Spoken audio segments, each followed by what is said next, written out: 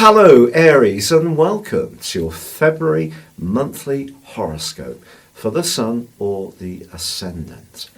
If you've yet to subscribe to my channel, I'd be honoured if you did so now. On the face of it, this month starts brightly with the Sun and Mercury in the sign of Aquarius, which for you is very much about social interaction. But as soon as the third, Mercury moves into the more sheltered sign of Pisces. Now for you, this is an area where you may just choose to step back a little bit, or at least think about the sincerity of some of your close alliances. Because you already have Venus in Pisces, if a romantic relationship has been under review, I feel that this can become a bigger part of your thinking. But Venus in the 12th house can also point towards thinking about someone from your past, getting together with people in some kind of nostalgic gathering or reunion. So that is possible too, with this more sociable dimension coming from the Sun. But on the 8th, Venus moves into your own sign. So if you have gone through a period of being unsure about what to do about a relationship, in some ways this could give you a greater sense of certainty. But it's also true to say that the full moon, which occurs on the 9th, does do so in Leo, your sister fire sign. Now, this is also going to angle up to Uranus, the planet of surprises, in your sector of resources. Perhaps your involvement around a relationship, a romantic relationship, or a group involvement could have some unexpected costs attached to it over the next couple of weeks. Or perhaps you'll be thinking more about your values and how these mesh together with others. And the more independent side of your nature could come to the fore. Venus in your sign can attract so much goodness, so this can be a time of new beginnings. Perhaps there is going to be someone who's going to make some kind of move towards you rather unexpectedly, coming through the guise of Uranus. It could come from some kind of gesture, it could come from a gift that you're not expecting. What I would say is that with Mars, your ruler, moving on the 16th of this month out of your sister fire sign of Sagittarius, where it's been since the 2nd of January, your desire to improve your lot, to engage in the more professional and career side of your situation is definitely going to be increased. Mars is exalted in Capricorn, so this gives you a marvellous chance in the following 9 days, as it links with Uranus, to think outside the box, to be bold, listen to your hunches, which is coming perhaps from Mercury in the 12th house, which can make you a little bit less communicative, but give you the push just to tune in to your sixth sense. But if you do something that's more spontaneous, it could pay off spectacularly well. Now on the 17th, Mercury does go into a retrograde, which can create, as you know, some complications. But in the 12th house, I feel it's very much to do with trust. Cross wires could occur, of course, with Mercury retrograde, but it can also be how you're thinking.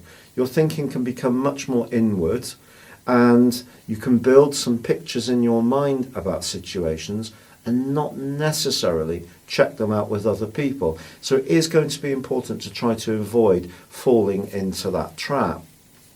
The wonderful news is that on the 18th, Saturn and Pluto, which have been so closely tethered together, particularly this year and for some months of last year, within a 3-degree orb, which I think has a real strong impact, they are going to start to separate from this point.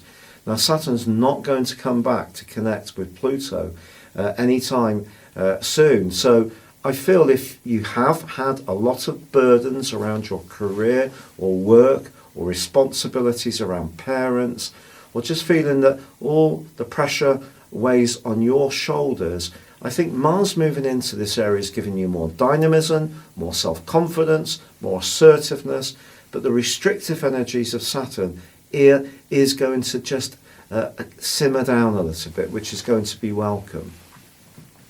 Now on the 19th, the Sun makes its way into Pisces. So this begins the end of its journey over the next 4 weeks before it moves into your sign and we have the vernal equinox.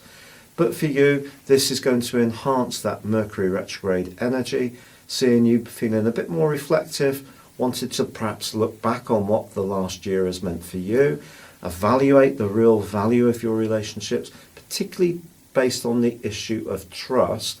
But there is still a very dynamic link between your ruler Mars, not with Uranus now, but with the Sun. Now it's moved into Pisces. So I think you can be bold in your approach, that comes through Mars, but you can still use a lot of subtlety. And by listening to your instincts, that can be just as successful as a more full frontal approach. Now on the 23rd we do have a new moon, and this new moon is going to be combining with Black Moon Lilith, which is very much to do with desires. Are there some secret desires, or is someone fascinated by you but not telling you straight? It is possible with this combination, and as the Sun and Mercury come together in the last days of this month, your thinking could really become quite acute. It's great for doing research in this area. But there is a square between Venus and Jupiter.